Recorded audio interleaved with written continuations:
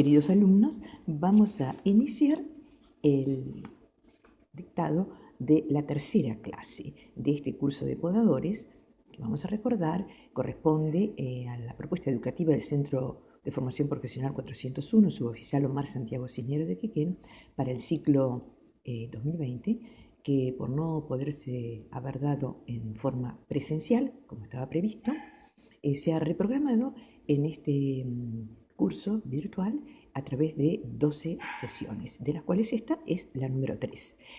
Para cualquier inquietud, dirigirse a la dirección de correo electrónico cursopodador cfp401@gmail.com, donde no solamente podrán formalizar su inscripción a los efectos de una eventual certificación de participación en el curso, sino se podrán ir enterando de novedades que vayan surgiendo.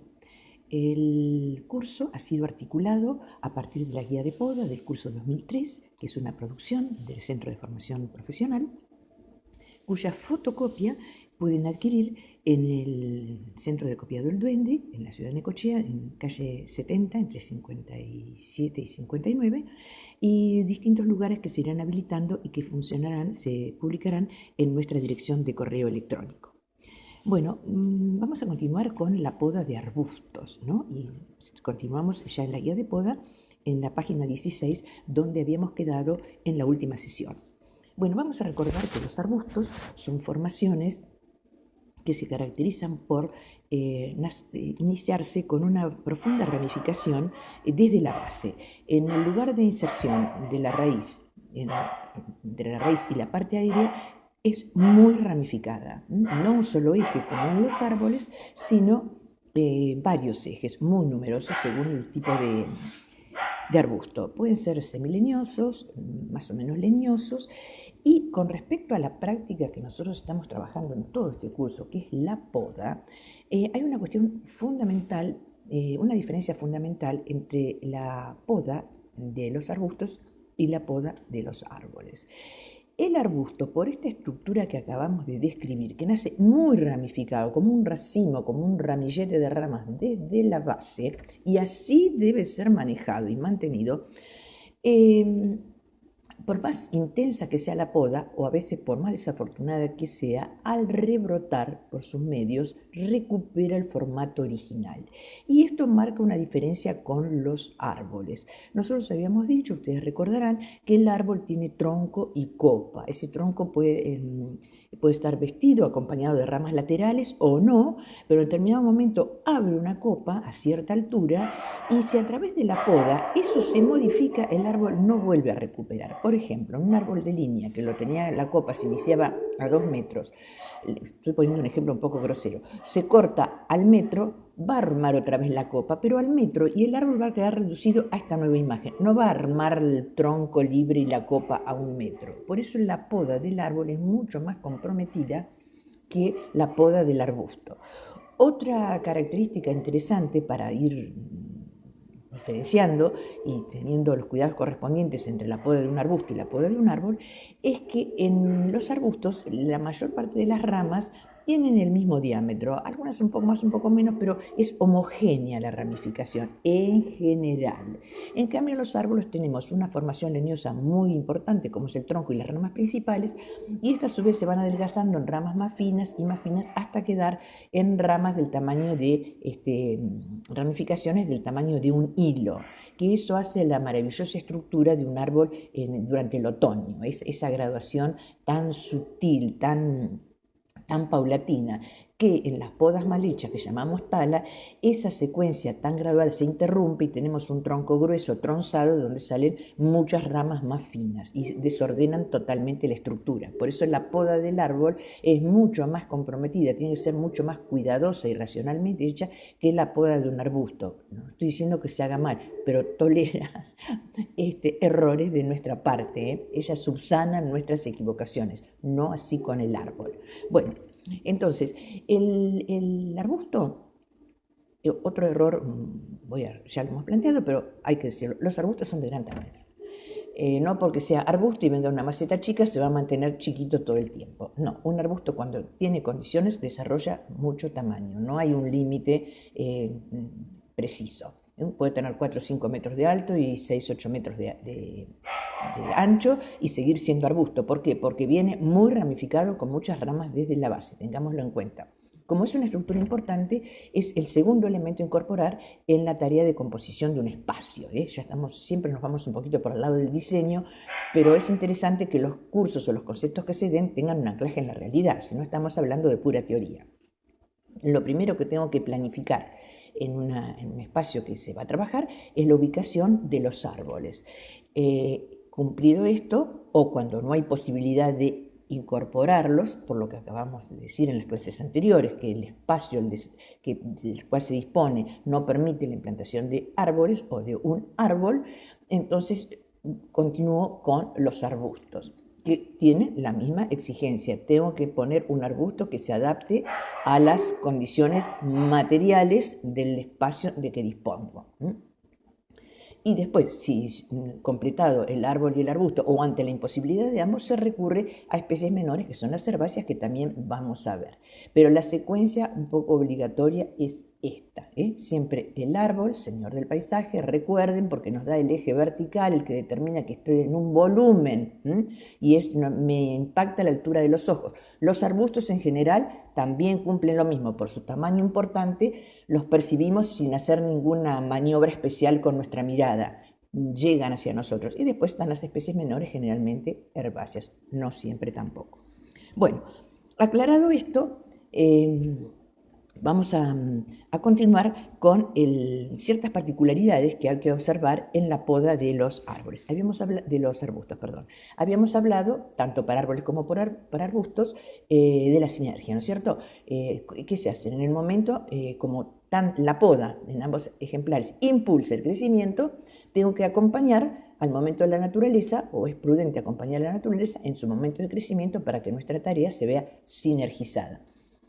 En general, está pensado que las tareas de poda son en otoño y en invierno. En la mayoría de las especies se da, pero no en todas. Y hay casos muy numerosos que hay que tener en cuenta para tener ciertos desplazamientos de esa zona. Las podas de formación, no se dijo en el módulo correspondiente, pero ahora lo planteamos, de los árboles se hacen todas en el invierno, sobre todo en aquellos árboles de follaje caduco, porque son los que nos permiten ver la estructura que tenemos delante. Aquí, más allá de que se están cumpliendo todas las condiciones que dijimos de época, de descanso y demás, tenemos la estructura en las especies caducas, como por ejemplo las que pondríamos en el arbolado de línea, que nos permiten operar con total visión de ese campo operativo para llegar a la formación que nosotros deseamos. Vamos a volver al tema de los arbustos, que es el tema de esta clase número 3. Es una cosa muy importante, por más que ahora estamos hablando de generalidades, tener en cuenta que muchas especies se escapan de esa generalidad y tienen como otra lógica en el funcionamiento. Voy a poner un ejemplo para que quede claro, pero hay muchas, pero voy a poner algo que es conocido. Por ejemplo, 2 arbustos muy conocidos, muy amados, porque son bellísimos, son rústicos, son de los arbustos que podríamos decir de nuestras abuelas.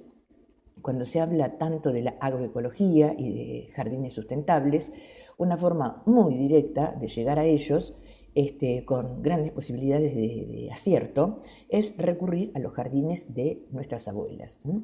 ¿Por qué? Porque en la época de nuestras abuelas, que había maravillosos jardines, la naturaleza era respetada, y sobre todo porque no estaba la parafernalia de artificios que hay en este momento, muchos de ellos de gran impacto negativo sobre la naturaleza. Y bueno, los jardines florecían y los cultivos producían y se multiplicaban. ¿Por qué? Porque estaban adaptados al momento y tenían la resistencia genética a los problemas de sanidad que hacían que su cultivo fuera posible sin ningún artilugio contaminante, para hablar en términos muy candentes en este momento. Vamos a tomar 2 ejemplos muy conocidos, muy presentes en el espacio urbano, uno de ellos, por lo menos, que son la corona de novia y la lila. La lila es una planta que un poco se ha perdido, muy frecuente en los jardines de nuestra niñez. Los septuagenarios las recordamos, los matorrales de lilas blancas, de lilas violáceas, con ese perfume encantador en la primavera, y la corona de novia, que es una especie que se ha mantenido muy vigente y muy en el espacio público. Las plazas y los paseos de nuestras ciudades bonaerenses, todas organizadas a partir del modelo, como dijimos, del modelo estético francés, de todas las ciudades que nacieron en la generación del 80, lo presentan en sus plazas, las coronas de novia. En la ciudad de Necochea lo tenemos en las cabeceras de las plazoletas. Voy a citar una para que nos ubiquemos, 52 y 59.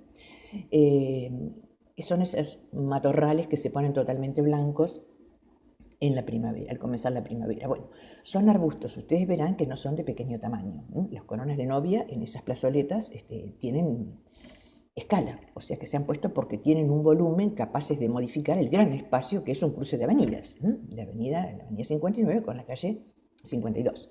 Ahí tenemos un gran espacio y el arbusto de la corona de novia tiene el tamaño suficiente para impactar, o sea que está en armonía, un gran espacio, un gran arbusto que intenta de algún modo modificarlo. Bueno, ¿por qué tomé la corona de novia y por qué tomé la lila? Porque estas dos especies que están en muchos de nuestros jardines y todas las conocemos, florecen en la primavera divinamente, pero sus pimpollos se van haciendo en las ramas viejas. Hay muchas plantas que tienen esto. Tomo este ejemplo.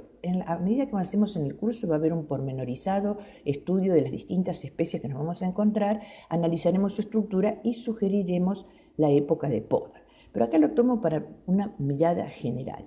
La corona de novia y la lila florecen en ramas viejas. ¿Qué son ramas viejas? Las ramas que tienen su estructura leñosa. Quiere decir que son ramas, yendo a nuestra mirada de podadores, que hace rato que no pasan por la tijera del podador. Y en ellas es muy buena hora que así no fuera.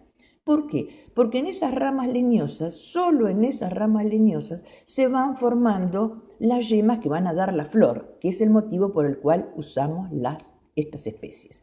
Por lo tanto, como una primera medida, las especies que florecen en ramas viejas, en ramas leñosas, como mínimo en ramas del año anterior, son plantas que no precisan poda, porque al revés de lo que habíamos dicho, que la poda estimula la protección y el crecimiento, aclaramos que no en todas, en estas precisamente, al podar y al tener rama nueva, no van a florecer. Entonces, tenemos unas matas de poda maravillosas también frente a la antigua Escuela Industrial de Necochea, la Técnica 2, en Avenida Jesuita Cardiel y 44. Bueno, cuando viene la onda podadora en el invierno, que parece una manga de langostas que termina con todo lo que hay, podan esas plantas. Bueno, esta primavera no vamos a tener flores, brotarán, habrá ramas, habrá hojas, pero no va a haber flores. Con la lila pasa lo mismo. ¿Pero por qué pasa esto? Porque si la yema de flor pasa en muchos frutales, ya lo vamos a ver, solo es como un adelanto para poner un poco en tensión eso de que hay una única época de poda y se poda todo en el otoño y hay ciertas prácticas todas en el invierno. La naturaleza es diversa, es compleja, es múltiple, merece ser analizada sección por sección. Y aunque los arbustos, dijimos, que son mucho más tolerantes a la poda y a los desmanejos de la poda, sobre todo, nos redimen de muchos errores, en algunos casos nos hacen sentir nuestro equívoco. Estas especies, por empezar, se podan poco. Son arbustos grandes. Cuando son grandes y de muchos años con estructura leñosa, florecen divinamente. No pensemos que por hacerles una poda intensa se van a rejuvenecer y van a florecer mejor. No, todo lo contrario. Se resisten al rejuvenecimiento. Son felices siendo ancianas. Si hubiera que podar, ¿cuándo se tiene que podar? Después que pasa la floración. Por empezar, toda planta, una norma fundamental. Si la planta está en flor, aunque haya llamado al podador y al jardinero, la que está en flor la dejo para disfrutar las flores, no para aprovechar el jornal del podador, dejo hecho un páramo el jardín. La planta que está en el momento que está manifestando por aquello por la cual fue utilizada, eso debe respetarse. O sea que la poda se hace en el momento que la planta está lo menos atractiva, por decir de algún modo, posible. Bueno, entonces, como estas dos especies y muchas otras que vamos a ir nombrando florecen en las ramas viejas, leñosas o como mínimo que se formaron el año anterior, en la primavera no se podan. En la primavera se disfruta, en el otoño no se podan. Se las deja con todas sus ramas cargadas de pimpollo que en la primavera van a florecer. Si fuera por algún motivo necesario podarlas, pasada la floración se realiza la poda. Eso da ocasión a que durante esa primavera y ese verano la planta vaya armando nuevas ramas que irán envejeciendo paulatinamente y a su turno darán nuevas ramas con pimpollos, con yemas de flor. Así que esa, para las especies como las lilas y las coronas de novia que florecen en ramas leñosas o del año anterior como mínimo, la poda se hace después que pasa el periodo de flor. Esto lo pongo así como una cosa general, que después vamos a ver en particular, pero para desestructurar esa idea de las épocas matemáticas de poda. Llegó el otoño y hay que entrar a podar y sacar todo, y llegó la primavera y hacemos otra cosa así mecánicamente. No, la naturaleza es compleja, debemos entenderla en su complejidad, respetarla y adherirnos a su proyecto. Todo lo que hagamos en sentido contrario no nos va a dar buenos resultados. Bueno, siguiendo con... Bueno, esto lo menciona la guía de poda, pero no enfatiza suficientemente que estas especies no se podan. Eso cuando hay que podarlas, no se podan el año, y aún podándola después de la floración, hasta que esas ramas envejecen, muchas veces pasan 2 o 3 años que tenemos muy poca o no tenemos flor. Y por ahí no fue la técnica mal hecha en sí, se cortó lo que había que cortar, pero no se respetó otro parámetro, que en este caso no tiene que ver tanto con la técnica de poda como con el metabolismo de la planta. Eso hay que conocerlo. Y esto se enraiza con lo primero que dijimos, que antes de poner las manos sobre una planta, un podador, y un jardinero en general, por supuesto, y ni hablar de un diseñador, tiene que saber exactamente frente a qué especie está. Sabiendo qué especie está, puede saber cuál es su ciclo y a partir de ahí operar. Por eso también el reconocimiento a los libros. Habíamos hablado que para las estructuras vegetales, para tener un conocimiento más profundo que el que podemos dar acá en una mirada muy rápida, en los viejos manuales de botánica, de Dembo y de Dos Santos Lara. Y para quien quiere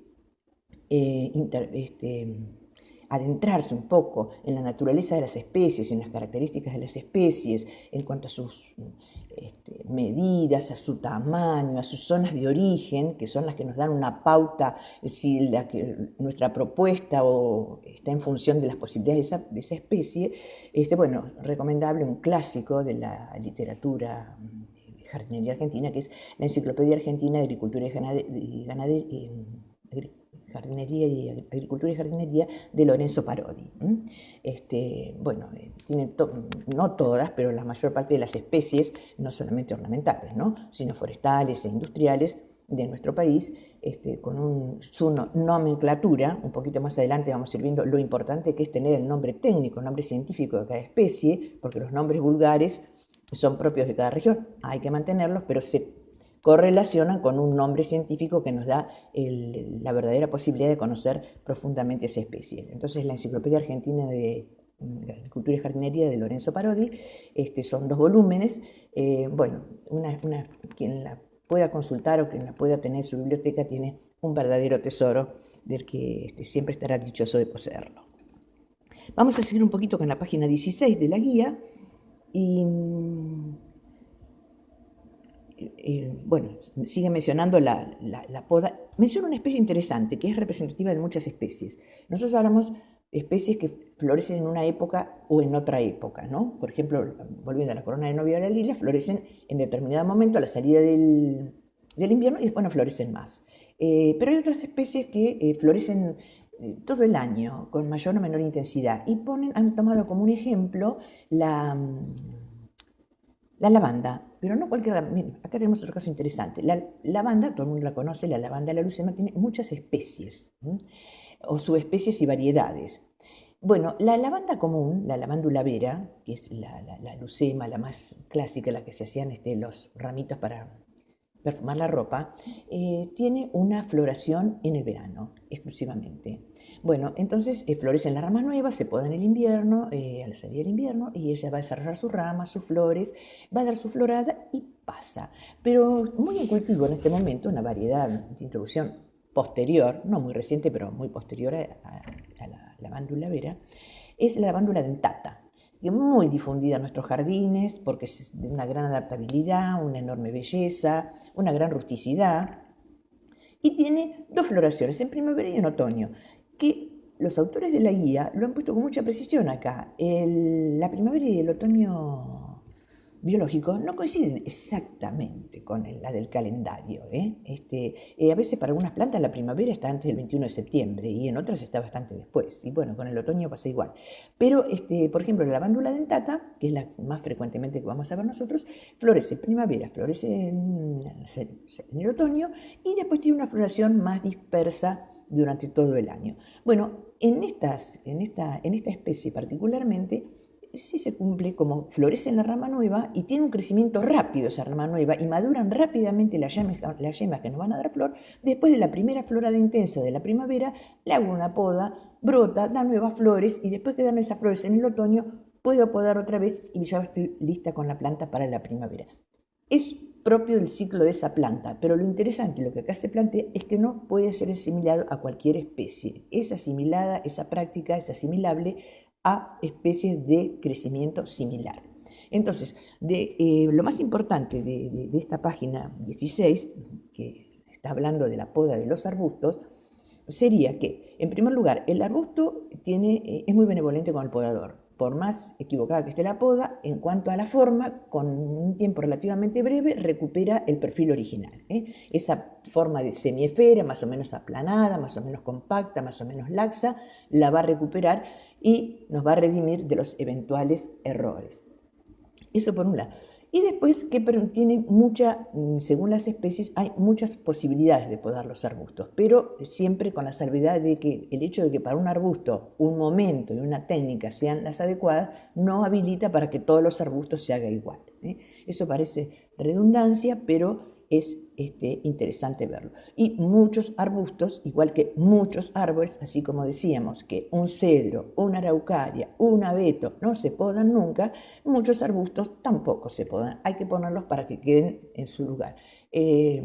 O se podan muy allá a las perdidas. Por ejemplo, las coronas de novias y las lilas, casi que no habría que podarlas.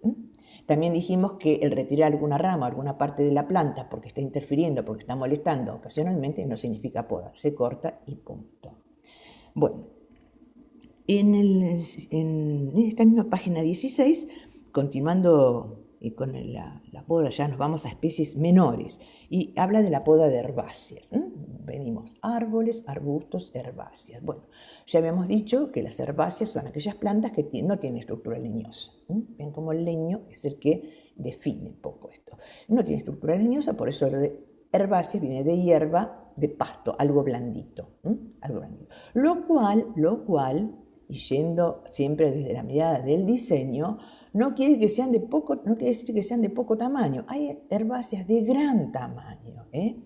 Y siempre es importante saber qué herbácea tenemos enfrente, sobre todo porque volvemos a la circunstancia inicial de que en el vivero todas las plantas son pequeñas, pero están en una etapa inicial. Hay que tener en cuenta el desarrollo posterior, sobre todo cuando la planta llega a su esplendor. Bueno, las especies herbáceas tienen una fisonomía muy distinta, todas comparten la ausencia de leña, todas tienen una estructura blanda, pero de ahí en más, enorme cantidad de posibilidades. Algunas son usadas por su follaje, otras por las flores. Todas en general son resistentes, de fácil cultivo, de fácil multiplicación. Así que por eso son especies y por supuesto muchas permiten el trabajo en espacios menores. O sea, las herbáceas, muchas de ellas ya trabajan complementariamente, no en la estructura como era el árbol o el arbusto, sino en el acompañamiento. Algunas, no todas, porque una gran mata de cortadera hace estructura por sí misma. Una gran mata de cañas, ni les cuento. Pero bueno, un poquito es el panorama dentro de esa diversidad de la naturaleza. Dentro de las especies herbáceas tenemos las especies llamadas rizomatosas. Ejemplo clásico, ípara, lirios, achiras. ¿Qué es el rizoma? Vayan a Dembo, pero les adelanto, es un tallo subterráneo. ¿Por qué se podan las rizomatosas? acá vendría la pregunta, ¿no? ¿Por qué lo incluimos en un grupo de poda? Porque cuando nosotros estamos hablando sobre las especies herbáceas, estamos hablando de bulbosas, rizomatosas, que son el bulbo y el rizoma son tallos. Los tallos son tallos modificados porque en vez de crecer esos tallos, los rizomas y los bulbos, en vez de crecer al aire libre, a la intemperie, crecen bajo tierra, por lo tanto están modificados, pero tienen la misma estructura, tienen yemas. Al operar sobre las yemas, los resultados son exactamente los mismos que tenemos cuando operamos sobre yemas de árboles o arbustos. Los rizomas de las achiras o los rizomas de los iris, el iris germánica y iris bulbosos también, pero los iris rizomatosos, eso que está enterrado, esa estructura circular subterránea, es un tallo y esas líneas que nosotros tenemos son los nudos de los tallos donde están las yemas de las cuales sale la parte aérea. Las achiras también forman grandes matas, los iris, según sus variedades, también a veces forman matas muy importantes y muchas veces necesitan ser renovados para dar, o porque están ocupando en el terreno, en el cantero, más lugar del que pueden, o porque las estructuras se han envejecido, y entonces ahí el descalce y la poda, el recorte, permite que esas especies se renueven, que la brotación se intensifique por esa renovación, ese rejuvenecimiento, y la producción de flores generalmente, o de follaje según el caso, sea tan interesante como necesitamos. Por eso hablamos con toda propiedad de poda de especies herbáceas. En las especies rizomatosas y en las bulbosas pasa exactamente lo mismo. El bulbo típico, en este caso no ornamental, sino hortícola, es la cebolla. El tallo modificado es ese triangulito que en la cebolla desechamos, que generalmente no lo comemos. Y ahí están las yemas, donde salen la parte aérea y después los nuevos bulbos, en este caso nuevas cebollas. Con el paso del tiempo es necesario desarmar esas matas, hacer esa poda para renovar y que la planta recupere el vigor y la lozanía que necesitamos porque estamos trabajando en una especie de ornamento y la cuestión visual tiene que ser importante. Y también en las raíces tuberosas, que ya no es un tallo modificado, sino es una raíz, en el caso de las dalias, por ejemplo, que son almacenadoras, son como tubérculos, porque el tubérculo, caso de la papa, es otro tallo, por eso cuando la papa la multiplicamos cortamos pedazos como si fueran gajos de tallo, pero también para renovar la planta se descalza, se desarma, y en este caso la poda de las dalias, hacemos una poda, bueno, cuando está en plena floración, con toda la parte aérea, se hacen a veces podas, ya vamos a cuando las sabremos particularmente, en época que están vegetando y floreciendo. Pero cuando ya ha pasado el periodo de desarrollo aéreo, se descalzan las matas, se separa la parte engrosada de la raíz tuberosa con un trozo de tallo, porque al ser raíz engrosada, las yemas que van a dar la planta nueva están donde se inician con el tallo, que es lo que se llamaba mecha de los antiguos, y en el extremo tienen una raíz más fina, que es lo que se llamaba cola. Cuando se poda o se desarma esa mata, tiene que tener cada papa, entre comillas, un pedazo de mecha y un pedazo de cola. Eso no solamente permite recuperar, rejuvenecer las plantas que teníamos en cultivo, sino hacernos de gran material para multiplicar y extender la belleza que nos dan esas especies en espacios mucho más amplios del que teníamos, ¿no? Para comercializar o para compartir o para poner en lugares distintos de donde estaba. Así que otras especies como las grandes matas de gramíneas también pasa su periodo de esplendor y las partes que ya se van envejeciendo y desvistando, bueno, se pueden cortar sin ningún problema y con eso también de algún modo se estimula la aparición de nuevas yemas, de nuevos renuevos y la planta recupera su lozanía. Así que con toda propiedad, en las especies herbáceas también podemos hablar con toda propiedad de